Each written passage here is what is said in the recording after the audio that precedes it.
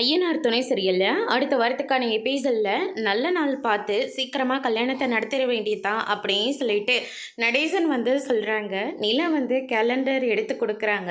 வர வெள்ளிக்கிழமை நல்ல நாளாக இருக்குது, அன்னைக்கே கல்யாணத்தை வச்சுப்போம் அப்படின்ற மாதிரி சொல்லிக்கிட்டு இருக்காங்க. வர வெள்ளிக்கிழமை கல்யாணம்னா நாள் வெறும் கம்மியாக இருக்குது. எப்படி இவ்வளோ கம்மியான நாளில் கல்யாணத்தை வைக்க முடியும்?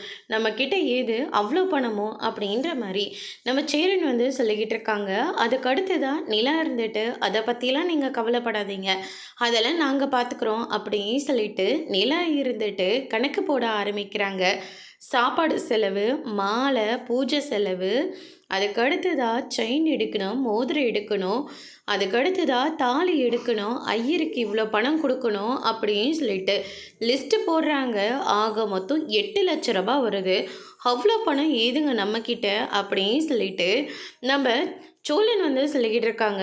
என்ன பண்ணிகிட்ருக்க நீங்கள்லாம்?